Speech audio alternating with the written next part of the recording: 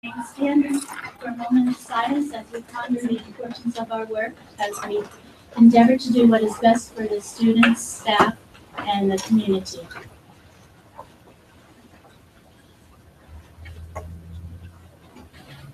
Thank you. And Julie, our recording secretary, will now do a roll call. Joe Bouquet. Here. Ryan Carson. Here. Jessica Decker. Here. Jack Fisher. Corey Homer. Here. Pam Lutfi. Here. Jack O'Leary. Here. Chuck Pike. Here. And John Robleski. Here. And may I have a volunteer to read the mission statement? All right. Corey? Delaware Valley School District, in partnership with our community, stands committed to maximizing student potential, fostering lifelong learning, and promoting responsible citizenship. Thank you, Corey. May I have a motion to adopt the agenda? Jack, second? Second. Dawn, any discussion? All those in favor say aye. Aye. Any opposed? Hearing no objections, the motion carries.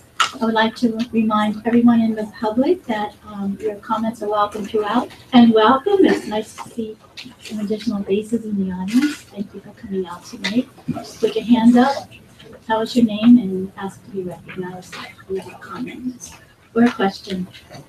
And now we're going to hand the meeting over to Dr. Bell for some presentations. We just all got settled now. Everybody's got to spend around.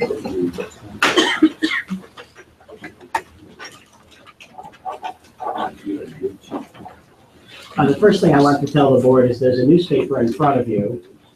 I didn't share it with you in the summer, but you may have seen it.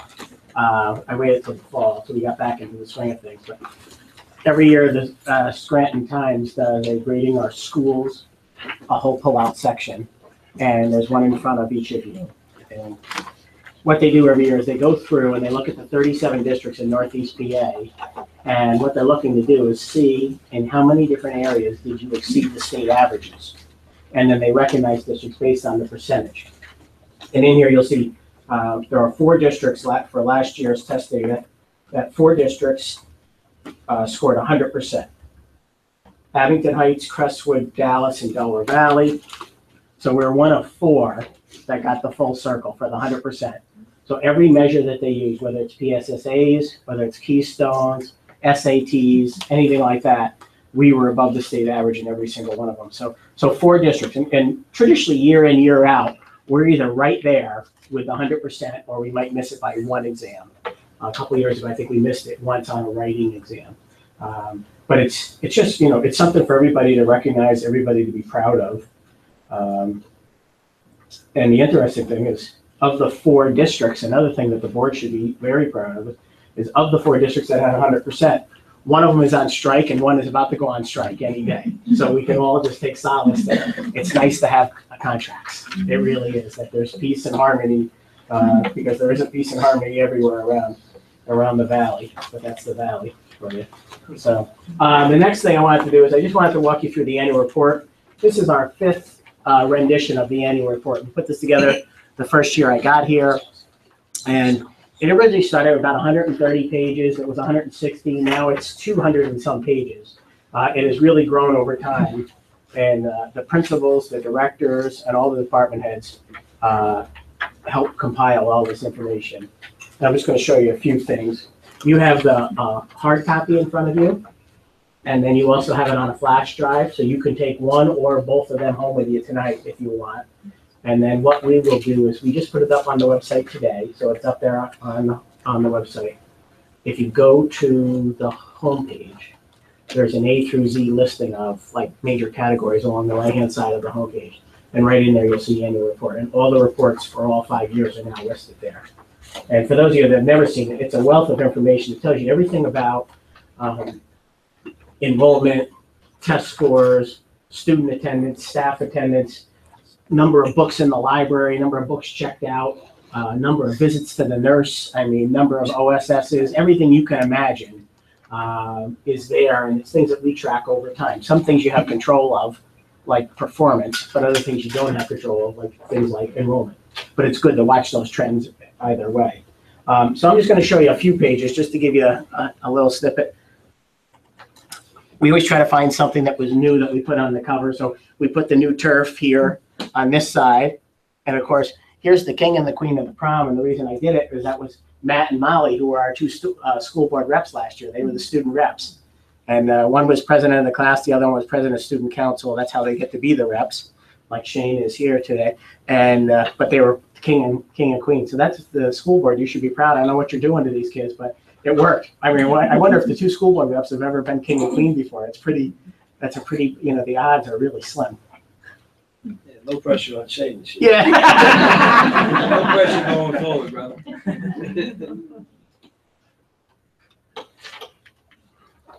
This is just the introductory letter from me. The most important thing here is the reason we do this is A, it's a great way to summarize all the good things that happened over the course of the last school year. But also, very importantly, is that people make a big investment in our schools every year with their school taxes. So it's good for the public, our community, to be able to go in and see this wealth of data that we have, and they can see where their dollars are invested and where it's going, and the results, the great results that we're getting for it. This is just a table of contents. You see 217 pages this year. So it's a much more interesting read than it used to be in the past. It was very wordy and very data centric, and now the trend has started to add pictures to go with the highlights and things like that. So it's a much easier read now. It's a more enjoyable read. It's not so much like a textbook. This is just a district at a glance, shows the enrollment trends from when we were very small to when we were very big, and now we've settled back in to the upper 4,000s. And that's just for someone, it's nice for someone to have a snapshot about our district. He even talks about the scholarship money, $1.9 million in scholarship money for the class of 2017. Interesting thing here, 125 AP scholars. While our enrollment is down a little bit over the last couple of years, the last really big class we had was the class of 2013, which was my first year here. And we had 136 AP scholars, which was a tremendous number. That's our all-time record. And so we've had lower numbers, 116, 118, because we've had considerably smaller classes. We have classes that are anywhere from 75 to 100 kids less, but we were still getting a good number. But when you look back to where we started, 125 AP scholars, up from only 52 back in 2009, and only 15 AP scholars in 2003. So you can see the amazing progress that's been made by the kids. This is just some pictures from graduation. You guys snuck into 2 pictures. So we got the board members that were present. You got into 2 pictures there. So Stephanie, was nice to you to get you in there this year. The next section is just about district-wide accomplishments. And this is what Gina and Peg and Jim write about, some of the major things that happened. Of course, Leader in Me, the dyslexia early intervention grant that we got from the state, the reading apprenticeship program, which has been very popular for years and years, a list of secondary courses. Here's a list of all the staff development offerings we had last year for our staff.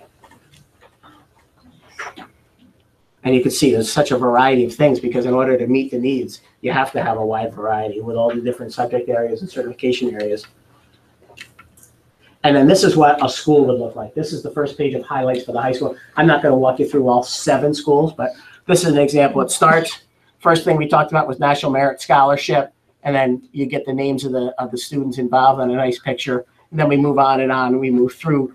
So every school has the bulleted highlights. And then if we move down,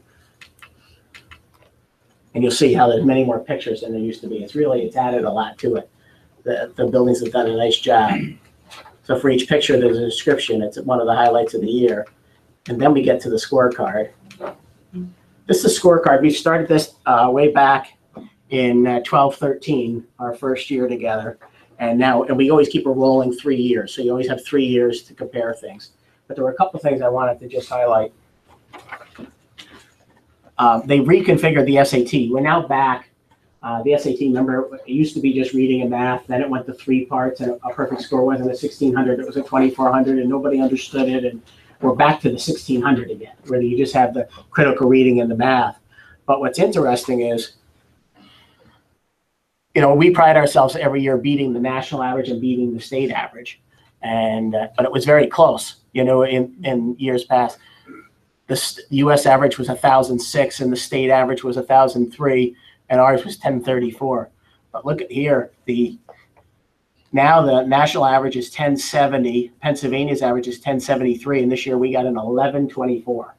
So that's a huge gap. So with the new, going back to what they call the new SAT with new questions and everything in only the two parts, that's really nice. So SPP is our statewide score that every school in the state gets from 0 to 100. We're still waiting for the new scores for this past school year. It doesn't come out till next month.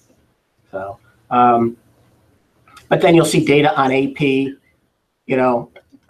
number of AP scholars, number of tests that were taken, number that were passed, the number of AP courses, which continues to grow, the percentage of your seniors that are taking at least one AP, things like your Honor Society membership, your enrollments in CTE, your NOCD passing rates, Keystone exams, your 4-year graduation rate. A big one for us is students in co-curricular activities. We work really hard to try to get that number up. And we've made significant strides in the high school. You'll see last year we were at 38% this year, or 2 years ago, 38% last year, 61% of the kids involved. And today we had the activities and club fair in the gym, and all the kids, all the clubs set up a table, and mostly upperclassmen kids who belong to those clubs will man those tables, and the kids will come through on their lunchtime. And it's particularly great for the freshmen because they really don't know anything about the high school clubs unless they have an older brother or sister that came through. So they walk through the gym, they see all the clubs have tables there, and then they can go check out the clubs, find out what they're about, try to get them to sign up for the clubs because, that number is a big deal to us, the percentage of kids involved, because we've had those conversations in executive session about the kids involved versus the kids not involved and how things might go the wrong way for the kids uninvolved. So we're really excited about that. But again, here's library numbers, discipline referrals, suspensions, expulsions, information about the health office, numbers of staff, numbers of faculty. So each building has that data, and we carry it forward for 3 years. But again, all the old reports, every single one of them is on the website. So you can cross-reference, look at data from any year that you want. And then the next page just starts the middle school, and then we go on from there. If you'll flip to page 68 in your book, 68 starts our academic departments.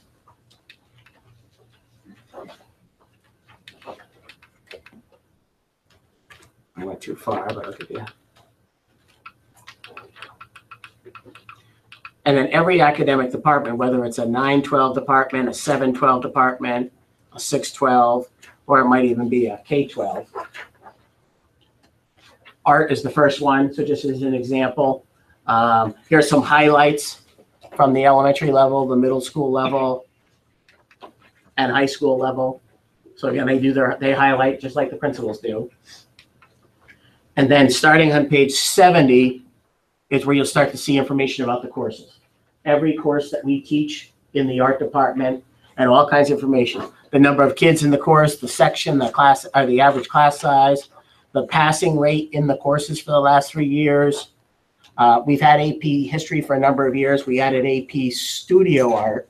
So you see performance on the AP exams. We don't have any state exams in art, but we have 2 national exams. And then for each academic department, you'd see information like that. If you go to page 78, this is one that's near and dear to our hearts. This is information about the CTE program. And if you got your PSBA bulletin in the mail this week, CTE was on the cover, and the bulk of the PSBA journal is about CTE this month. But it just gives you your enrollment and your information, your passing rates in the CTE programs over the last 3 years.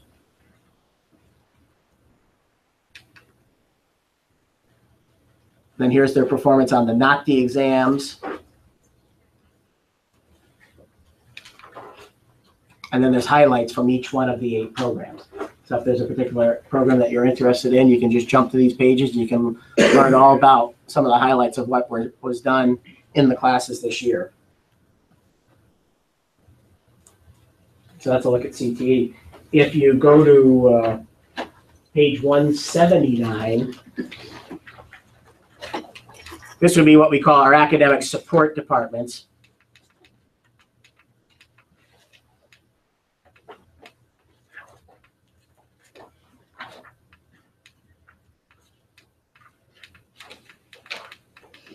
Starts with special ed.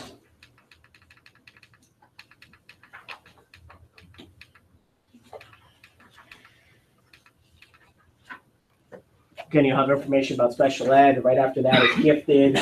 There's the extended day program and all those different things. So this is interesting. You could take a look. We've added almost 100 special ed kids in over the course of this 3-year span, from 657 to 748.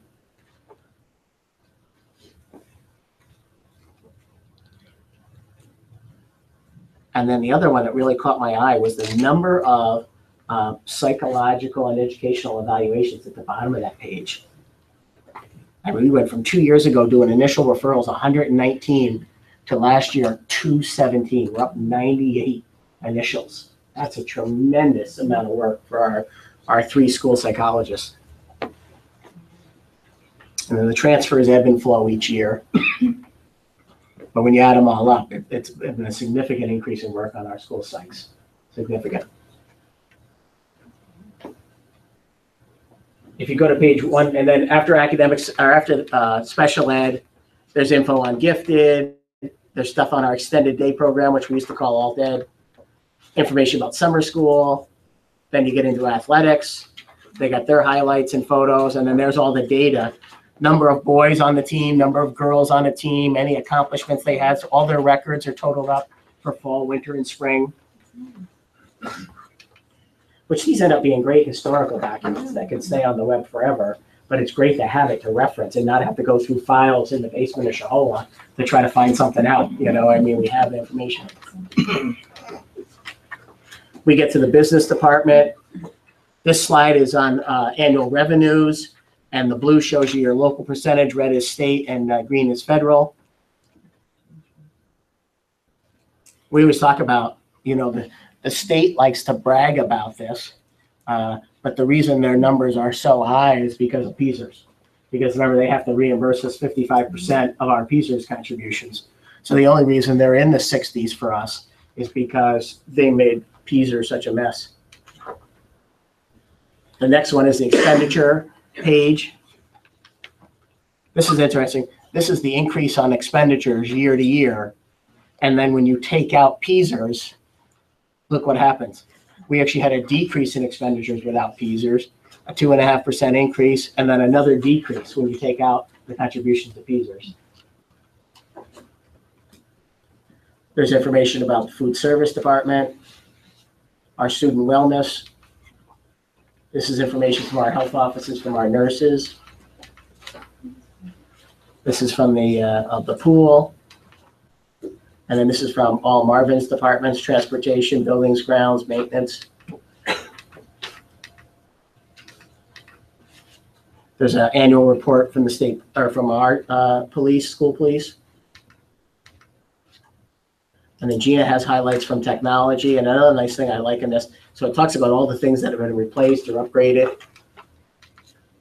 But it also gives you the inventory of all our hardware by building for all the buildings.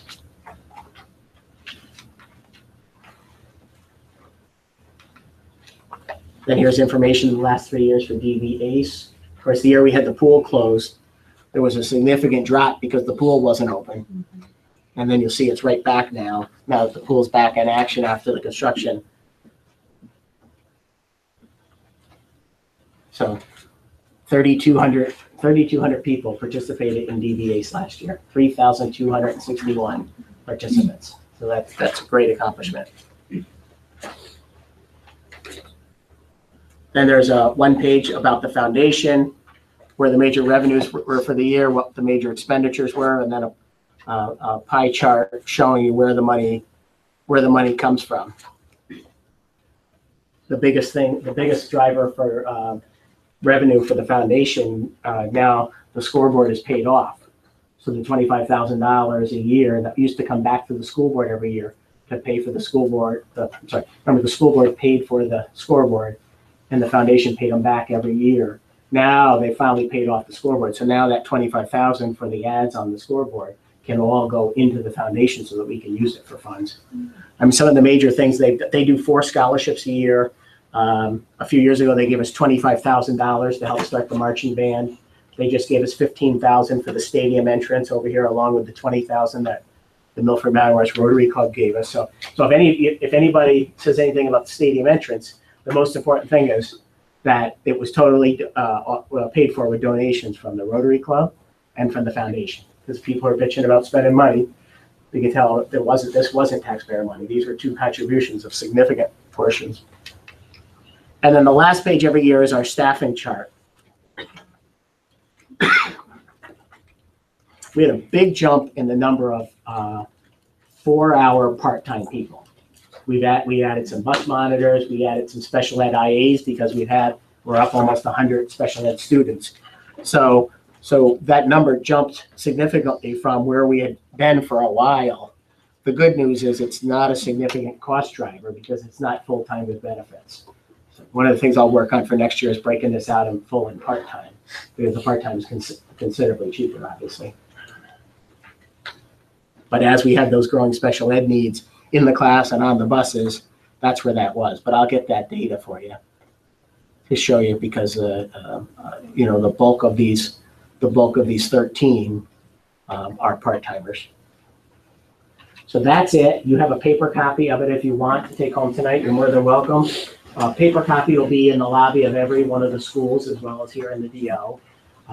You have the flash drive as well, and then it's also up. This was just exactly from the website, so this is already this was made public today. Any questions about it, John? John, a couple of things caught my eye. First, in special ed, page 179, it's interesting to see that our student enrollment went up almost 100 students, and staff went up 2. Right. So how did we accomplish that miracle? And if you look at the number of students and where they go, it's not obviously all in one building or across one program. So we look at the caseloads for each population and we determine the staff. So we shift staff if we have a decrease in numbers to help a growing population, and we just move as needed. So it's been tight, as Dr. Bell brought up, where we're really feeling the squeeze right now is school psychologists. But we have, and we're adding another instructional assistant tonight. And we did some over the summer as well, at the end of last year. So we make adjustments and move them along. And keep in mind, that's one snapshot, that's 100 students at the writing of that report. When we did our December 1st child count, we were only about, I believe, a 70 student difference. So it's just kind of the influx of students when they come, and it changes so much. We have quite a transient population. And we had 27 transfer in this summer. We did. Well, Maria. That's actually up. That was when I wrote the report. That's up a little bit. We had 3 additions, I believe. Come budget time, you've never hesitated to indicate the need for new staff to the board when you felt that it was something that we needed. So I'm comfortable that, if you think we've got those students covered, we do. It's just something that kind of stood out.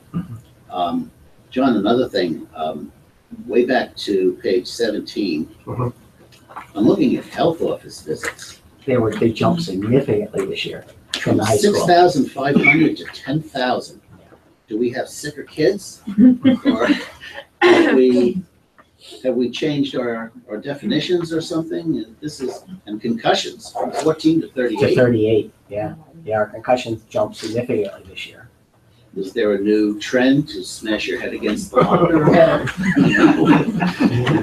Well, we don't haze, so it wasn't anybody smashing somebody's head. That's a good thing. It was strictly accidental. But yeah, you go through those years with the concussions. I don't have a direct answer for you for the high school with the significant increase in the number of people going to the office. I can work on that and ask Stacy Tidrich for you. But the concussion thing, there's 2 things going on there. Sometimes you get unlucky, because my son is one of those 38 from last year from soccer. And then other thing is just the awareness too. Unfortunately, we think there were just, until it really, this is where the NFL probably helped a lot of kids in that there's such talk about the concussions at the NFL level that it's raised everybody's awareness. And I think everybody does a better job of identifying it. Better to be safe than sorry. That's right. We're also very fortunate too. Dr. Belasco, who's a local doctor, is an expert in concussion management. And so we're really lucky that we have somebody here. He has an office here in town, and then he has another one in Goshen and one in Suffern. So it's not easy to get in to see him, but it's nice because it's really, it's above and beyond the traditional pediatrician. That this is kind of outside their realm. So getting people to see Dr. Belasco is a big deal. To treat them. Yeah, I know that there's been recent legislation having to do with concussions and the personnel that we need to have at games and so on and so forth. So I'm sure that's brought a lot of attention to the issue. I'm guessing that if a coach has got any doubts at all, Yep. they refer Right to the him trainer. immediately, Yeah. so. The trainer takes over, and the trainer has say. No matter what, even if a coach said, he looks okay to me, let's get him back in there. Trainer has final call, which is great. So to have three people to cover the 3 secondary schools and all the teams they have is really, we're very fortunate. All right, thank you. Sure.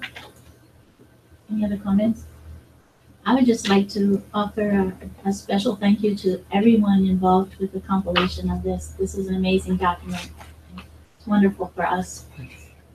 Thank you. Yeah, thank you. And for the community too.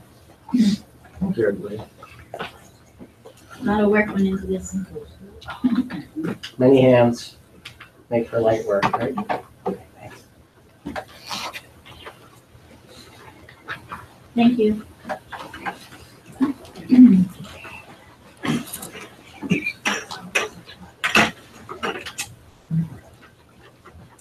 Okay, moving on. May I have a motion to approve the minutes from the regular board meeting held on August 17th, 2017? Motion? John? And Don, any discussion? All those in favor say aye. Any opposed? Hearing no objections, the motion carries. We would like to welcome our student representative, Shane Fagan. We also have Eric Anacomo, who is not here this evening. At this point, can you give us a little information about yourself and Yeah, sure. what You you want have to present? You can speak from there or the podium, it's up to you. Okay. Your seat's fine. All right. My name is Shane Fagan. I was elected class president this year. Hopefully, for after high school, I'd like to go to the Naval Academy and serve. And also, right now I'm in football, and I'm also involved in FBLA. So that's my involvement. Ariana will definitely be here the next week, so I'll let her talk about herself more. Just for an update on the school, in light of the hurricanes recently, that have affected this southern United States, we've had a couple different relief funds coordinated. So FBLA has had a lunch money collection 2 weeks ago, and we raised over $400 through that in 2 days for the Houston Hurricane Harvey Fund, which is run by their mayor. Student council, on their part, they're currently planning a dance for the victims for Hurricane Irma in Florida, and they've also adopted the Sheridan School District in Houston. So we're gonna have more money collection for that, and that's gonna be their little thing, project to work on. For Spirit Week this year, we have some new initiatives. We have WBRE coming in the day before Hazelton, which is the 29th of next week, having a pep rally starting at 5 a.m. in the morning. That's when they start the live broadcasts. So we've reached out to the marching band, all fall sports, and all students to come out and participate. We'll have kids driving up and whatnot, and then we're planning to have a school breakfast for them after. So, and then we have the Spirit Games in the afternoon. So, a very filled day. The Spirit Days are America Monday, Decades Tuesday, Wacky Wednesday, Future You Thursday, future career, college, so on and so forth, and Spirit Friday, where each class wears one of the colors. And being in student council wanted to make it more broad this year, because last year we had some really awesome Spirit Days, but they were very distinct. For example, we had pop versus rock. So that's not something you can put together the night before if you forgot, something earlier in the week. So, we're just looking for more participation this year. Also, we started a prom committee. Given, the events that happened last year, we're really, looking forward to manage it and execute it a lot ahead of time this year. So between myself and Ariana, we have students from each of our little groups to come together, and we're going to start planning that soon. Also, we have the new school store, which took over Coach O's room in the B wing. Mrs. Angle's running that now with their business and marketing kids, and that's going great. That opened up during open house. And also, there is the relocation of the art teachers from the T wing up to Mr. Randall room down in the M wing by like Patio Auditorium, and they love the new space.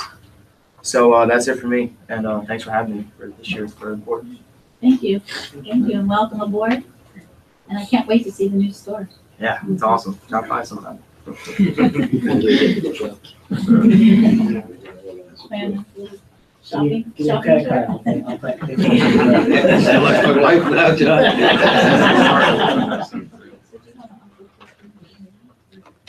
Yeah, Shane, actually, we traditionally let you guys get off the hook and leave if you want. If you have homework to do or anything like that, you're welcome to stay, but you don't have to. So, and that goes for any meeting at any point.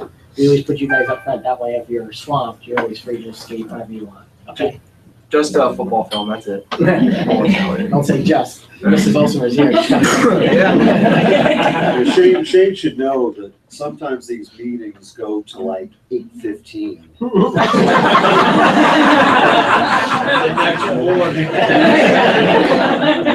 Yeah, baby. Okay, so moving on, I'm sorry, yes. Just before you move on, I was reviewing the annual report. Could you have someone recheck the hardware distribution by buildings for the new elementary school DVES? It's saying that they only have 2 smart boards. That was, that the smart boards are different than the interactive boards? Is that what you're maybe referring to? Well, all the other schools have around 40, and DVES only has We don't 2. have specifically smart boards. We have like their smart TVs or Right. panels, so they're go under a different label. I'll double check to see what you're, but maybe that's what you're referring They're to. very different than what the other buildings have. Okay, thanks. They went, They're the upgraded. they used to have none, or almost none, and then they got the best of the best, the new version. So Okay. that's probably what they're probably Yeah. listed somewhere else, knowing the techies, right? Okay, I just wanted to make sure that that wasn't a big typo. Correct, that- yeah. Thank you. So it's just a different type of board. Yeah. Okay. Thank It you. looks No like a problem. big flat screen TV instead of a whiteboard. They're all interactive. They're really something. Nice. We'll move on to our administrative reports. Any questions, comments? Anyone? I'll say thank you to Jim and Mark for the Safe Schools grant. And getting that. We got it last year, an extra 40 grand in the district. So that was excellent. We're still waiting to hear. That's November, right? November? I just had a couple of comments. Let's see. I know there was some conversation about open house night and children attending along with parents and so forth. So it's being worked out how to better accommodate everyone. So I just want to say for me, I know it's sometimes difficult having children present when you're trying to have conversations, but we don't want someone to not attend either. So I'm looking forward to seeing what you come up with. You know, perhaps volunteers and some activity in the gym or something. Exactly. It's just, it's dramatically changed probably in the past 5 to 8 years and the number of students that attend. So that, you know, it just gets very loud. Parents can't hear in the classrooms and so on. So we're gonna have discussions and just try to figure it out. See if maybe PTA or somebody can help us out with an activity.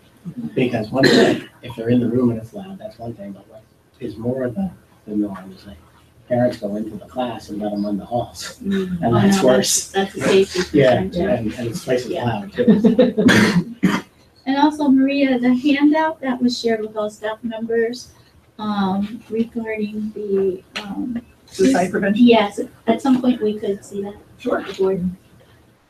She's gonna put together some other information about all the mental health initiatives and things we're doing, so we can attach that to. Okay, that's great. And I did mention 27 transfer students. I'm sure that had an impact on our staff and programs. And you'll, as John reminded you, you'll let us know if we need to address that. And I do believe that was it. For any comments I had. Anybody else? If not, I just want to thank everyone for your hard work. Obviously, everyone's been very busy. There's the proof. And we'll move on now to our financial reports. Any comments?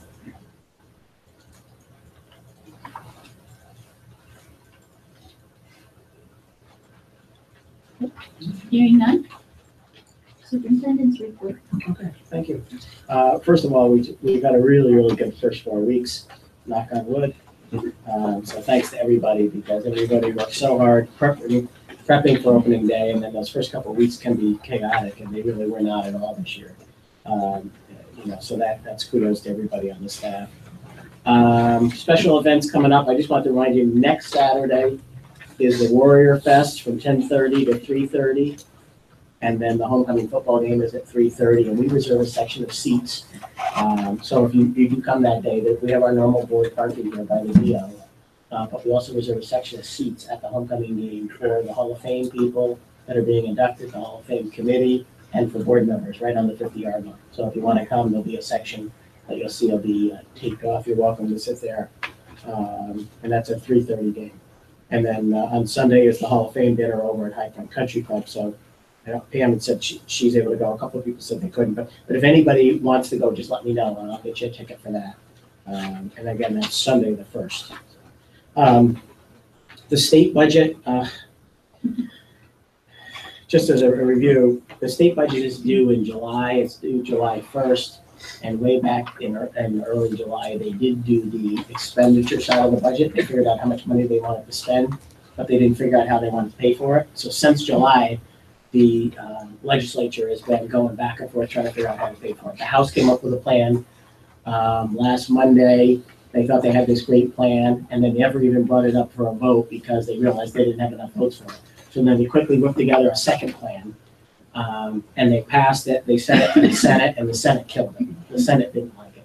So we still aren't any closer to having a revenue side of the state budget. There was concerns that they would not be able to make payments after last Friday. Governor Wolf and his team got together and said that they could probably pay the bills till October 1st. So they have, a little over a week for them to come up with some kind of revenue plan. Otherwise, what you'll start seeing is they'll be delaying payments to state agencies, they'll be delaying payments to school districts. And hopefully they're not going to delay, paychecks to people and state employees, so we'll see. That won't affect us. But it would affect if someone works directly for the state. So it's a mess, and it's not any better now than it was on July 1. They're no closer, I should say. So that's the latest excitement from Harrisburg. Also from Harrisburg, this week we had to have our ESSA plan. Pennsylvania had to have their ESSA plan into Washington, and that's the Every Student Succeeds Act, and that's what replaced No Child Left Behind. And they submitted the plan, I want to say Tuesday, and then the legislature killed them on Wednesday because the legislature said that the PDE did not take any of the comments that the legislators offered up in the last 2 months or so when it's been out there, that basically they ignored the legislature. So the legislature politely reminded PDE that the legislature has final say on things, not PDE, because they work for the legislature. So there's going to be a lot of fighting going on regarding the replacement for No Child Left Behind. So that's going to be exciting to watch in the next couple of weeks too. We're still hopeful. It was not in the plan from PDE, so Brian Blum and I talked about this. We're a little excited that the legislature is pushing back on PDE because we'd like to see the elimination of Keystone exams and do what a lot of the Midwestern states do, and that is just use the SAT or the ACT as their high school level exams for math and reading, so that you don't have to teach kids for the SAT and teach them for the Keystone and be splitting your resources all the time. So 5 or 6 states have signed on to do that and get rid of their state exam and use the national exam. That matters to kids. Kids don't care about the Keystone, but they really care about their SAT scores. So we're really, really pushing our legislators to keep pushing that. There's a bill. Senator Dinniman has a bill. He's from Chester County, and that is to eliminate the Keystone, which it would save tens of millions of dollars a year, both in the creation of tests, distribution of tests, and the money that we pay Data Recognition Corp, who's the company that gets the fat contract to grade everything. So whereas the SAT would just take care of itself. So we're really, It's a really big part of it. so we're really, really hopeful that we can push the envelope there. And then finally, I just wanted to welcome the teachers. Having you guys here is kind of nice because it's real quiet here. We don't have very many people. Usually these two young guys in the front row are about the only ones here.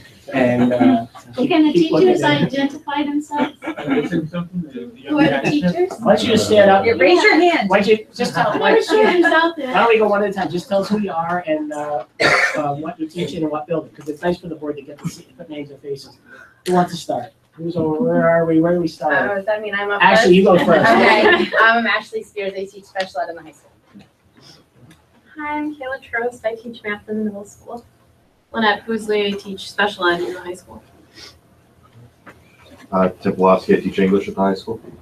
Gary Petronio, Spanish at the high school. Lisa Adio, social studies middle school. Jim Manning, the librarian at Delaware Valley Elementary School. I'm Roger Klein. I teach physical education in ELF at the primary school. Sorry for my voice. I'm Danelle Leo Vasquez. I teach Spanish at the high school. Kristen Tronis, Spanish at the middle school. Bob Whitecock, German at the high school. Cheryl Hoganey, kindergarten at Charlotte. Diana Goodrich, third grade at DVS.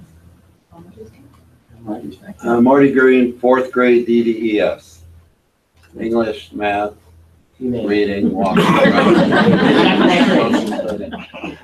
Well, Welcome. yes, how nice to see a face with a name. And Cheryl, you were one of my former students now that I get it. Lisa, thanks for A few organizing. minutes ago. That's kind of cool. Yes, thank you. Is this going to be an ongoing thing where we get different teachers? in? We're hoping to, That's yes. really good. Wow, very nice. Because I've been here now for 5 years and I know Mr. May. And that's it. And Mrs. Goodrich, from seeing it, but I really don't know. Thank you. Thank you for coming. There's only a few of you that have to take the blame for hiring me 5-6 years ago.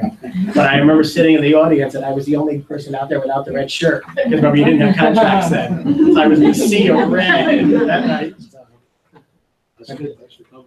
Yes, thank you. Very nice. You know these meetings go until 8:15. Last week really was 8:15 PM, so we're hopeful. So we came on the wrong week. Yeah, you took the wrong week. Last week would be much preferred. Come during budgets and break up. Go to the fights.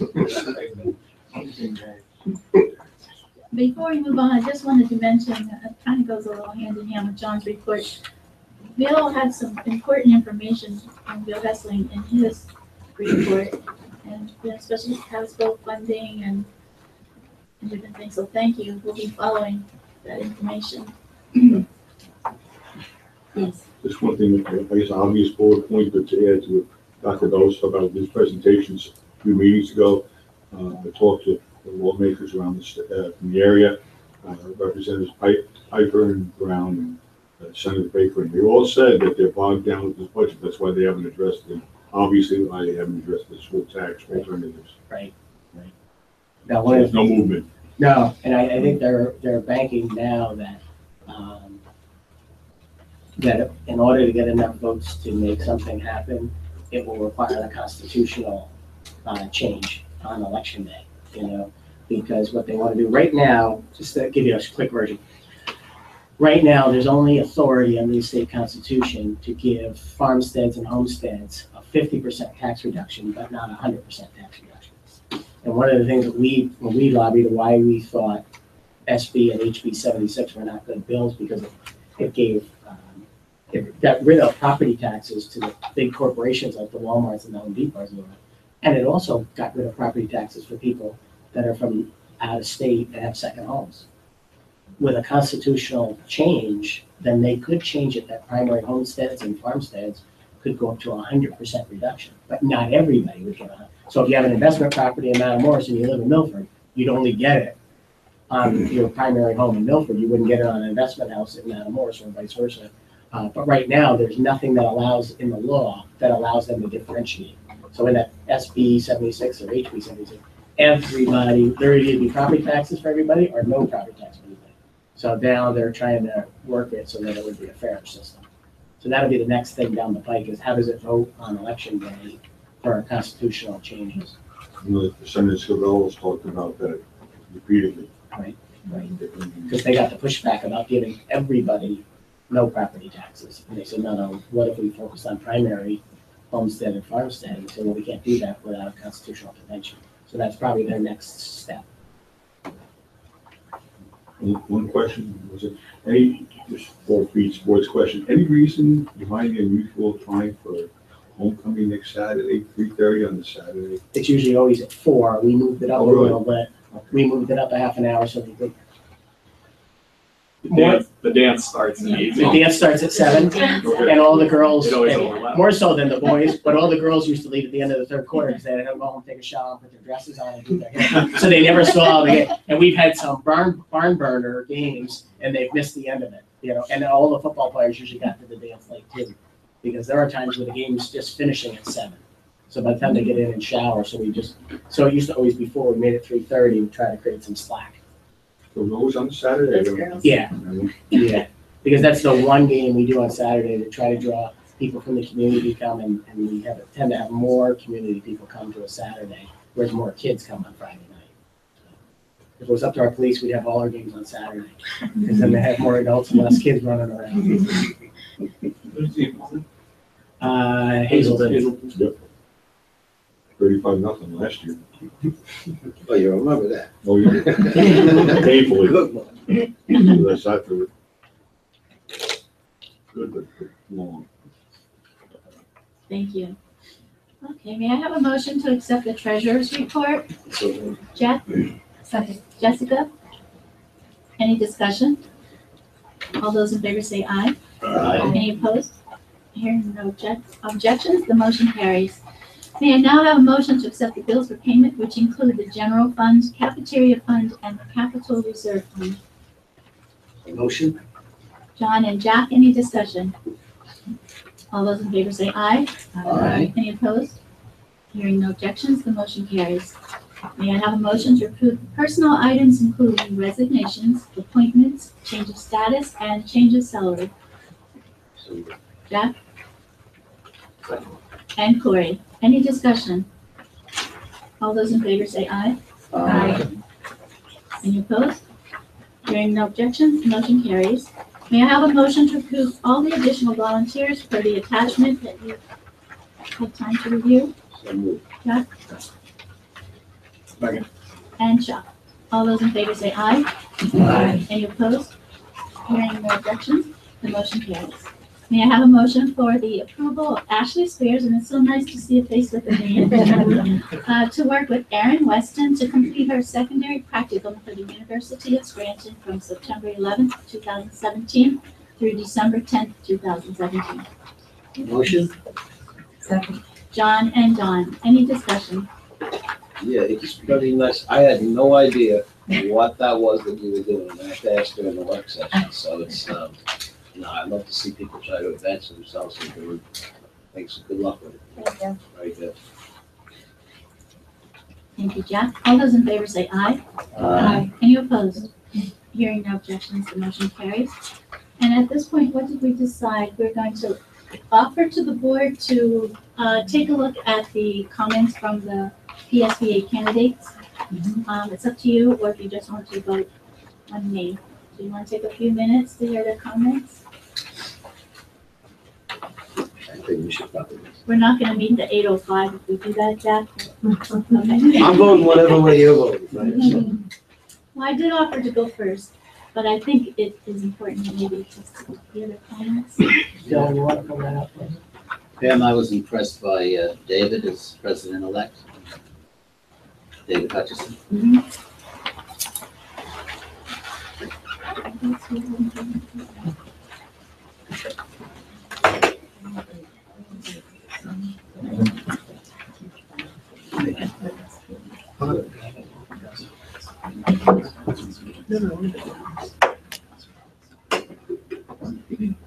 What do you need?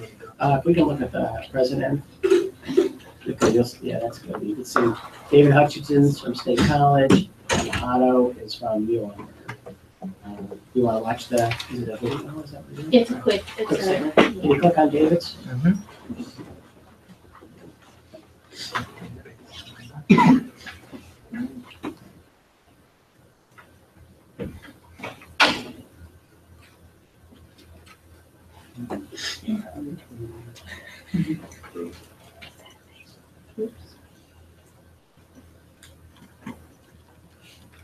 Awkward time, huh?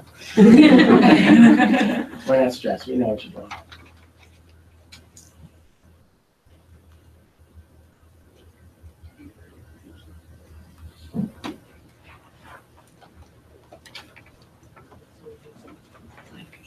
Well, we can read their bios if you want.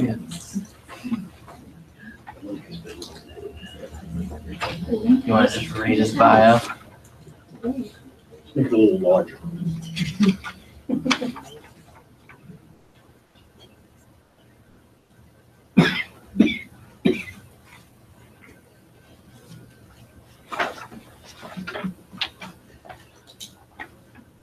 you go, our favorite.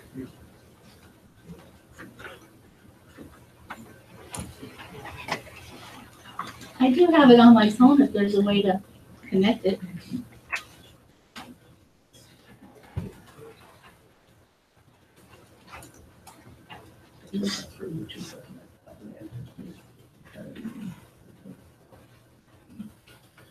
While Dylan's doing that, you'll notice that under E, there's only one person as a candidate for the treasurer, so we plugged his name in.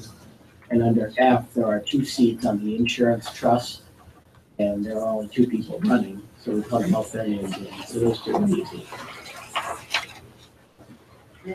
And the second person for the trust, Michael Fascinetto, is actually from the Bethlehem School District.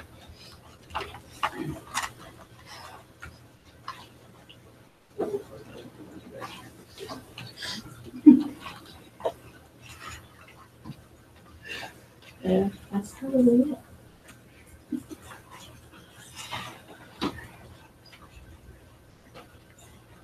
Jeff told me to go over and help him and crash the whole system. All I have to do is walk into a room that has technology and something happens. It blows up. That might be the problem.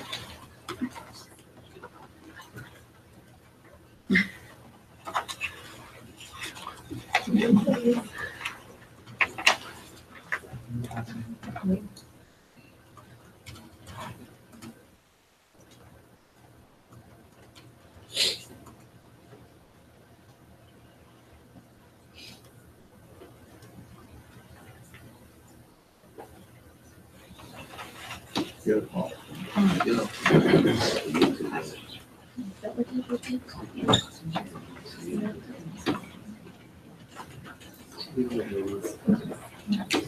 Hi, my name is David Hutchinson. I'm candidate for PSBA President-elect for the coming year. I'm currently serving as the PSBA Vice President. I've been a member of my local board at State College for the past 14 years.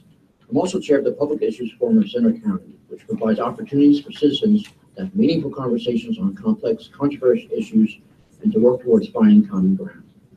In recent years, we have talked about alcohol use in our community, standardized testing, 21st century mission for our public schools, and most recently, race, which eventually led to the adoption of our district school climate policy.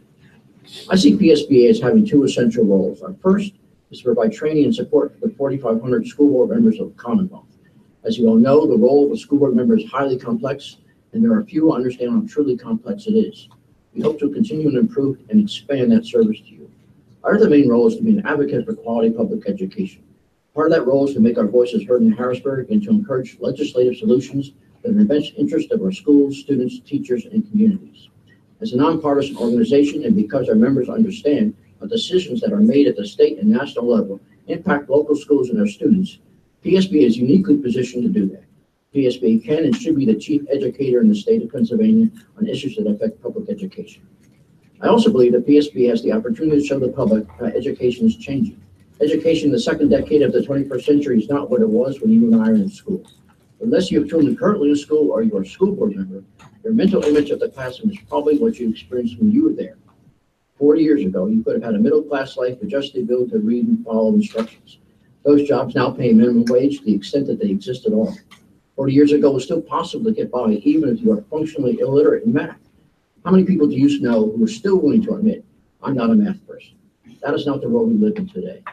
I'm therefore excited to be part of PSBA's initiative to articulate a coherent, modern vision for public education. We need to persuade the public that public education is worth supporting and that provides students with not only the skills to be successful in a modern economy, but also be effective and engaged citizens. The students currently in school will be graduating to a highly complex and interconnected world. They have to be critical thinkers and creative problem solvers. They'll have to know how to work with others of diverse backgrounds and to clearly communicate in many ways beyond mere reading and writing. A short while ago, a successful classroom environment required only discipline. Now a teacher must create a classroom in which students work together, where every student is respected, valued, and a contributor. These are the schools our students need. And finally, we need to recognize that we have a responsibility to all the children of Pennsylvania, from those in the smallest rural communities to those in our cities, and that we need to articulate and advocate for strategies that address those unique challenges.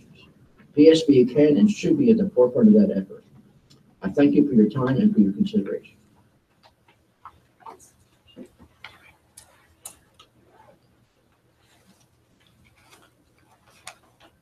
You wanna watch this one too, please?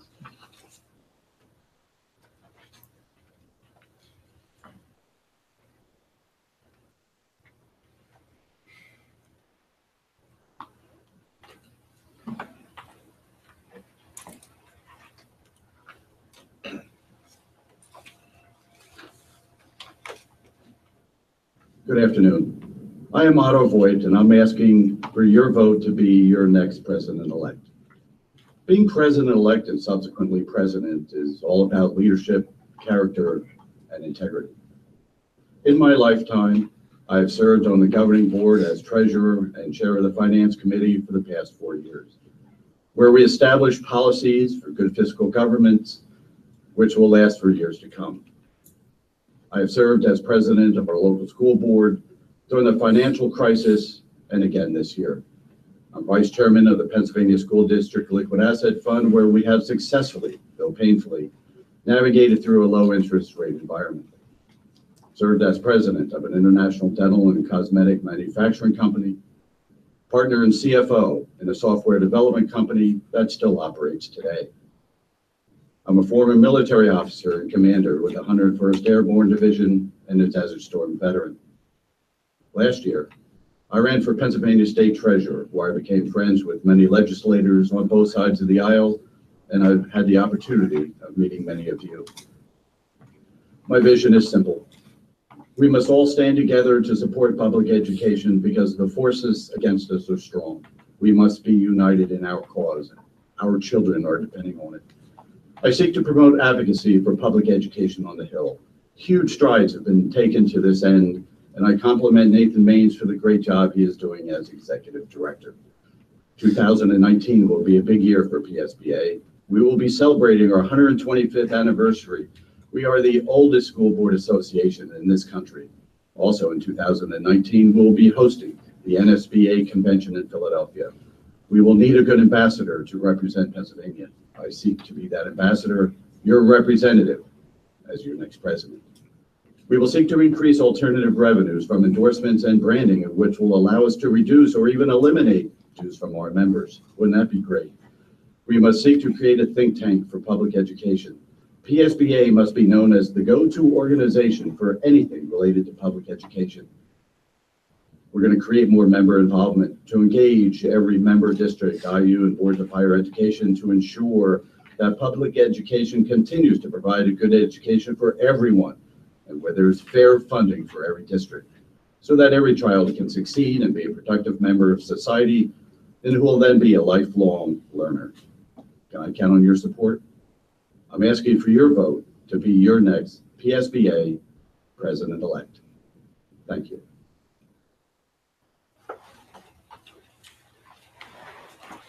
Okay, that's item C. Let's put it in there. We can do it first in a second and come back. Do you wanna watch any of the other ones or no? We're gonna vote on this one, president, then we'll go to VP next. It could be either way. Do you guys wanna just discuss who you want to put on, and then just have, that way we only have to have one vote, as opposed to, voting somebody down, the next person up outside? I'll offer my comments since I'm pretty involved with PSBA. Last year I was called down to a meeting, a very short notice meeting, probably like a 3-day notice. And so along with 14 other board members from across the state of Pennsylvania, we met to discuss what had occurred at the platform meeting, the delegate platform that Don and I attended. the platform is where we vote on items that are presented to our legislators. And it pretty much was a mess. So at this meeting, I have to say that David Hutchison led the meeting and really took us through a very positive experience. And I was very pleased with his leadership. I have to say, every candidate there is superb. That is my relationship with that candidate. I was very happy with how he handled things, so he will have my vote this evening. Any other comments? Yeah, I've already expressed my support for the same candidate. I have to say, reading both of their bios and now just listening to them, just like you're going with David because you've met him. And that certainly does make a difference when you meet someone. I've met Otto also. And yeah, I've had opportunity to meet and have some discussions with Otto, and I think he's a very honorable and trustworthy public servant. So that's who I would. Yeah, he absolutely is. So should we do a vote then? See. So we'll take a vote then. Well, I'll make a motion for the approval of David Hutchison as the Delaware Valley School District vote for the 2018 Pennsylvania School Board Association President-elect. I'll second that.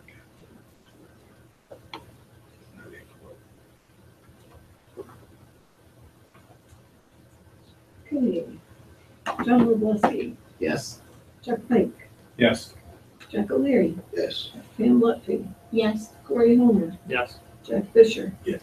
Jessica Decker, Yes. Brian Carson, Yes. John Bouquet. No. Okay. Yes, one no, motion carries. Thank you. All right, Dylan, you want to show us Wolfgang here, show us his rating? Wolfgang has spent 2 good games.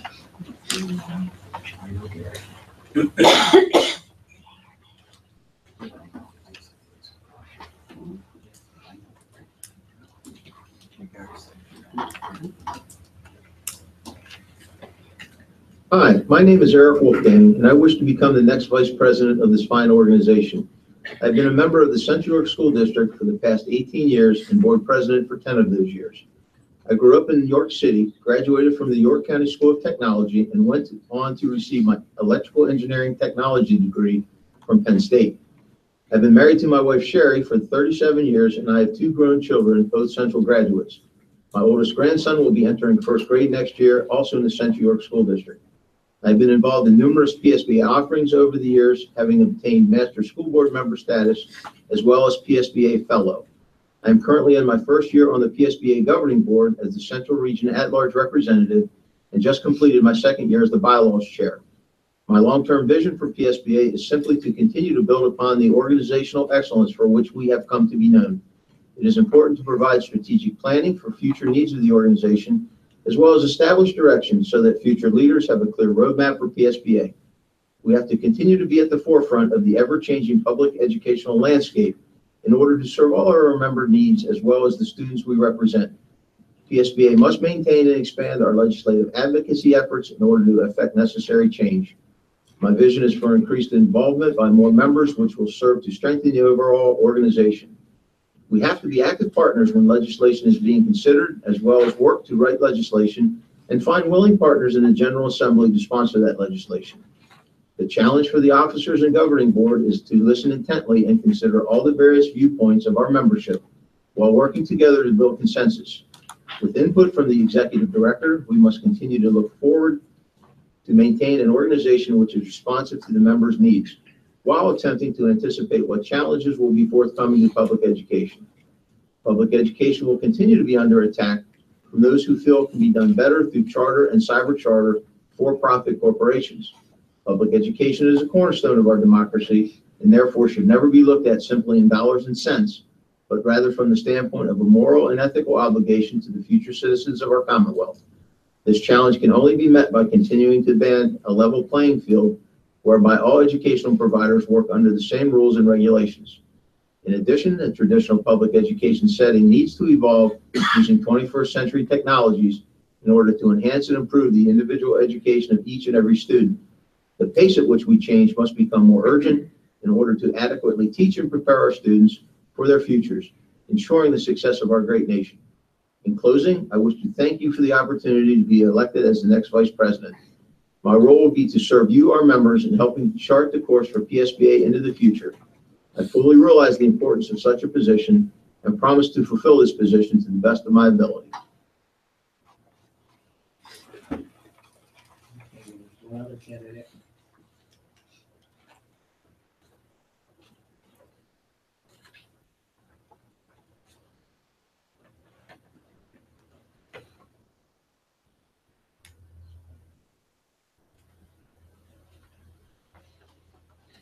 It doesn't have a video.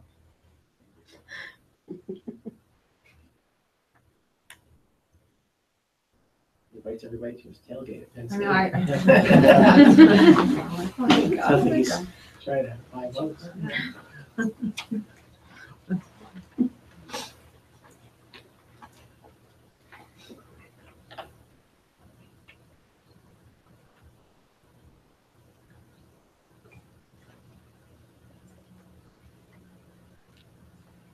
And Zach are one of the youngest board members.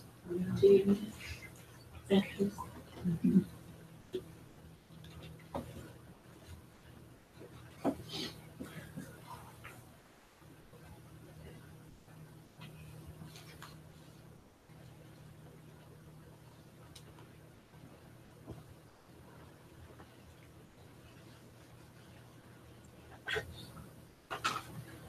Pam, I'd be interested in your opinion.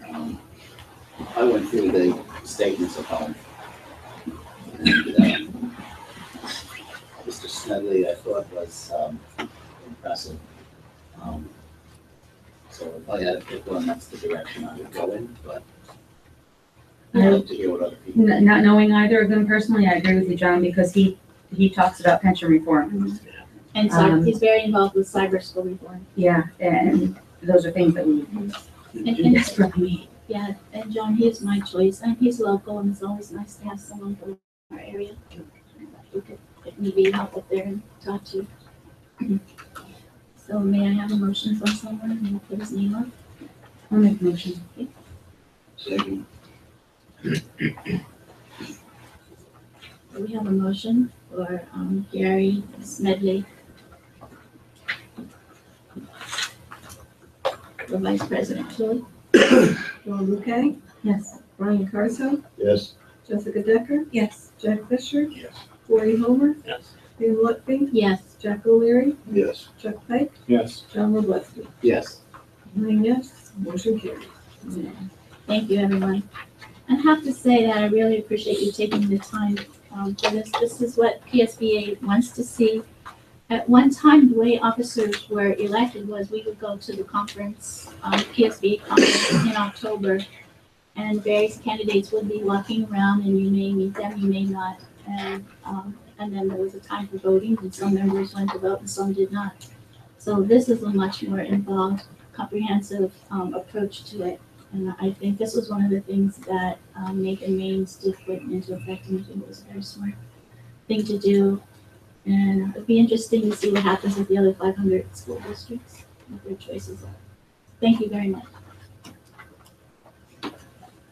Okay.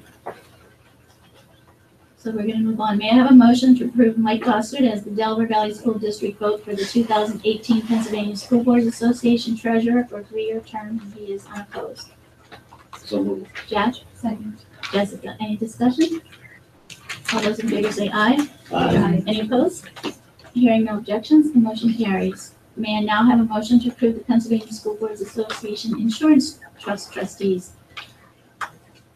And they're both names, Mary Ann Neal and Michael Fascinetto. Motion. Second.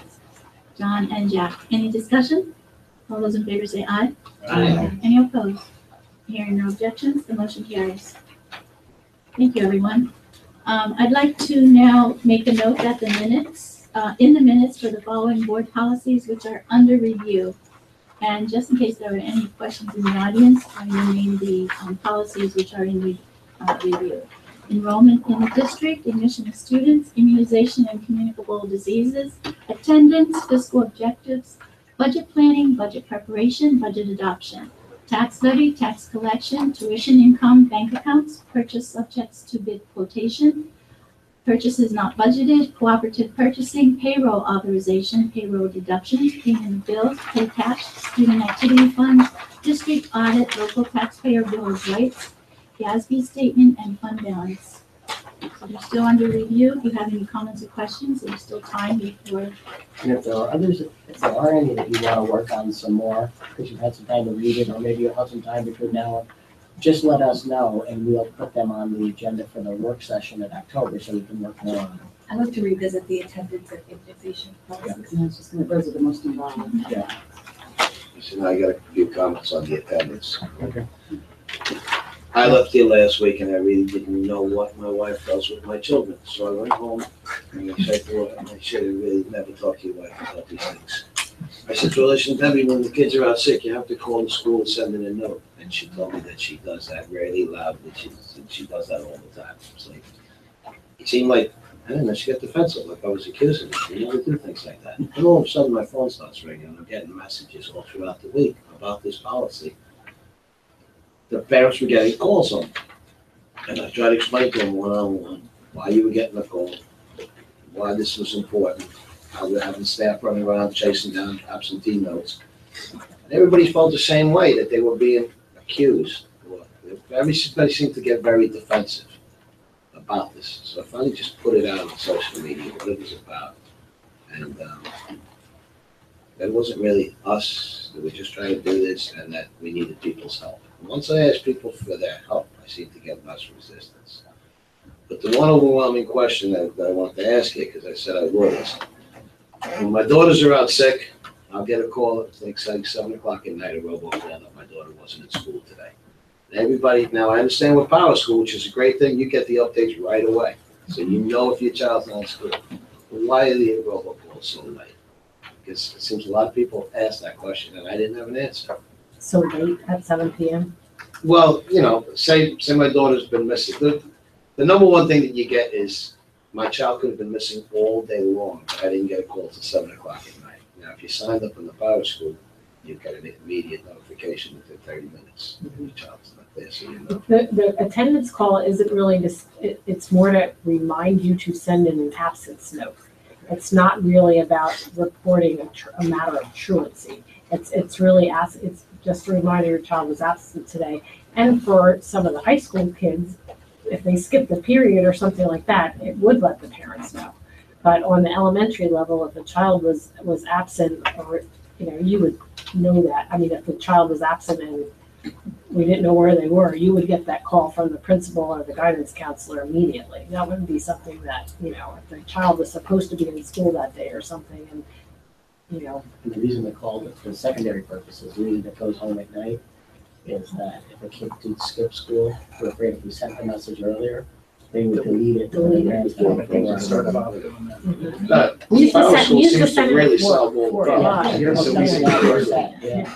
Because parents ask me, and I think I get an answer because I didn't know, but I really have to sympathize with everybody, because it seems like you ask, could you please send in a note with the child? It doesn't seem like a big request. And sometimes the reaction you get is not really helpful. So I ask people to help, and hopefully that will help out. Right. And that's why the other messages that are a little bit lengthier or have more description, that's going, instead of it being automated, it's an automated call, but it's in the principal's or the assistant principal's voice. So it's not a computer voice. It's not Siri sending the message. It's at least a person. Well, some people actually said that they liked getting the message because if the child was out on a Friday and they got the message Sunday, it acted as a reminder. Yes.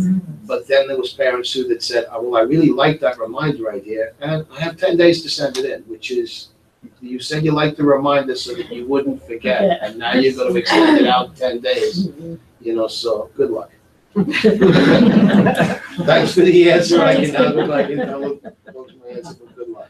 Valerie, did you have a comment? Just the policy that you're going to adopt clearly spell out what constitutes a notification to the school for why the child was absent? Like, does it say you can send an email or call, or does it say it must be a note in writing? Must be a note or an email. It has to be something in writing that can be printed out and put in the attendance file. A voicemail message is not acceptable, or a phone call is not acceptable. It must be a note. Okay, so, but it does say emails. Emails is correct, is fine. Because it's written, as long as it's a written Written document that we can put on file. But the policy doesn't specifically say that, does it? It It just says, says it says a notice in writing, I believe. Okay, last week we said that you could call the attendance officer. To tell them that they're absent that day, but that is not That's not an excuse, acceptable. no. Correct. They That's must more have of a something heads in up, writing. hey, you know, Susie Susie's not sits gonna here. be in for me. Yeah. Just wanted to let So you know. you still need a You still written need a- document? Yeah. Okay.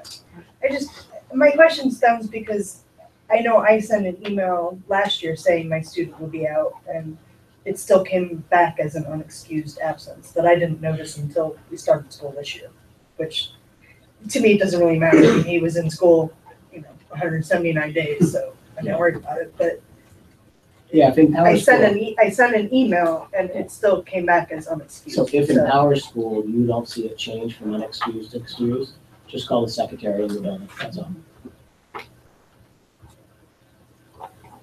So question, with language that is used, I'm still actually in the definition part of this policy on attendance. Is this language coming straight from the law? Yes. So it was written by an attorney. Hence the clarity. John, I voted for the pharmacist guy, so nobody's yelling And just for the audience, there's a new state law, and that's what's causing all these changes. There's a new state law on attendance and truancy, and what the definition of truancy is, how many days, et cetera. So this is creating a wave, all 500 school districts are dealing with this year. They can't get a budget, but they know how to handle truancy. Words in the magic wand from Harrisburg. So why would it say a person in parental relation shall mean a guardian of the person of a child instead of just The guardian of a the guardian of a child? A person with whom a child lives and who is acting in the parental role of a child. But we can adjust our policy. We can adjust use our own language, but maybe we want to state things a bit more clearly. I've always thought that you should write the way you speak so people can understand you. That's just a writer's perspective. But sometimes the language in the law has a specific meaning, and I understand that. So I just thought I'd raise the question as I wrote. That wouldn't be the guardian of the child, that'd be the guardian of the person of the child. That's what that said, that's why I read it. It's ambiguous. So it's not. Shall we write The it out? person of the child is different from the child in which way? Guardian of the person who has the child. So I mean, the child- technically, it would be, you're the guardian of the actual person. Yeah. But technically, you could say you're the guardian of the person, you're not the guardian of the estate of the child. So you would be in charge of the child. but you're Just the in charge of person, not the. So the reason I use the word person is it's second, you're the guardian of a human, but not their assets. That's why the word person is in there. So that's an explanation. Yeah, if actually didn't bring it up, I wouldn't have thought of it. Now, We just include the legal. the funny thing about this is you could not have a policy at all because it's state law. But if they can't even read the policy, imagine the poor people trying to read the law. So it's only, it doesn't give us anything more than a chance to try to explain it in better terms than the lawyers did in Harrisburg. And that's the policy, because anytime you have a policy that's simply based on law, it's redundant, but again, it goes to the point of trying to make it so people can understand it. You can come up with better words. I would hesitate before moving away from the language of the law because I think that puts you in. And just so you know, we did ask John to follow the the language of the law for the immunization policy, so we probably should have consistency across the board and follow the legalese for this policy. Also, But I'll put 203 and 204 on the work session. Because then you have more time to sink it deeper into it. You have time to look it over. If you want to check the references to the underlying laws, you can. And then we'll spend more time that night. Okay, Okay? thank you. Sure. So we'll go to other business first from the board. Anything from, I got lost in all of that. So 203 and 204 are gonna be reviewed again next month? We're gonna spend some time on that Okay. work session. Thanks. anything from the board? Any comments from the public?